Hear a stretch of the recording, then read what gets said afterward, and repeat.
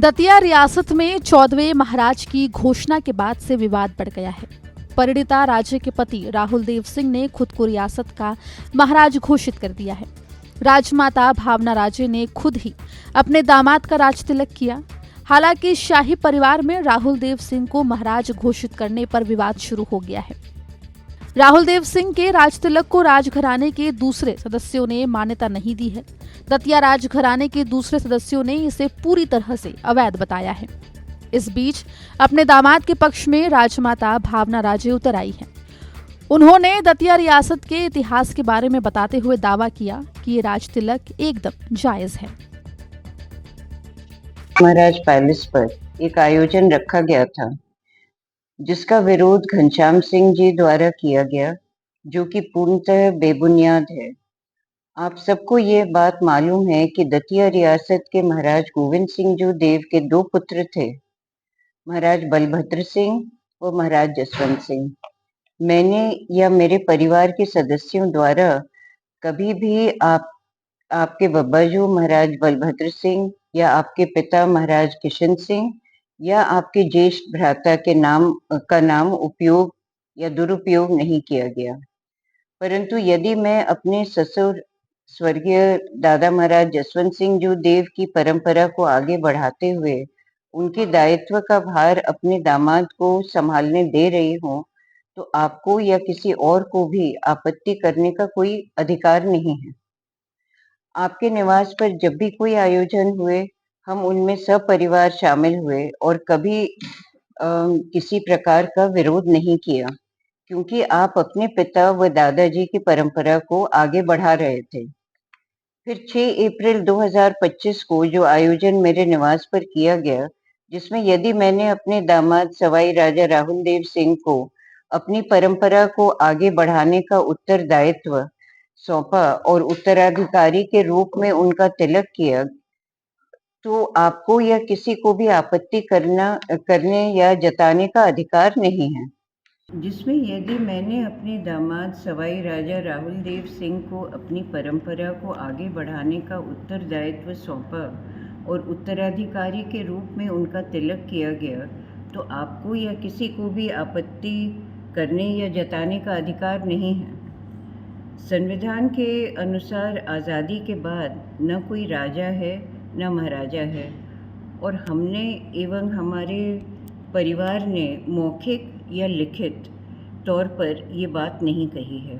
अनुच्छेद 18 के हिसाब से कोई भी व्यक्ति विदेशियों द्वारा कोई भी उपाधि प्राप्त नहीं कर सकता, परंतु हम अपने परिवार में किसी को किसी भी उपाधि से पुकार सकते हैं। ये अधिकार हमें संविधान ने दिया है। आपको भी बहुत से लोग सम्मान व प्रेम में महाराज कहकर या लिखकर संबोधित करते हैं। हमने तो कभी विरोध या टिप्पणी नहीं की, न अपने किसी व्यक्ति से कराई। उसी प्रकार अगर हमारे परिवार के सदस्यों को कोई राजा महाराजा जैसे सम्मानजनक शब्दों से संबोधित करता है, तो किसी को क्या परेशानी या आपत्ति हो सकती है, और यदि है तो आप उन लोगों को जाकर रोकें उनका विरोध करें। आप अपने ही खुद के परिवार पर अभद्र टिप्पणी कर रहे हैं, यह आपको कतई शोभा नहीं देता।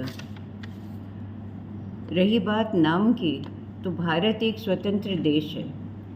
यहाँ अपने पूर्वजों का एवं देवताओं का नाम किसी को भी देने का संविधान में अधिकार है, जिसका उपयोग सभी सनातनी हिंदुओं के द्वारा आस्था एवं सम्मान पूर्वक किया जाता है।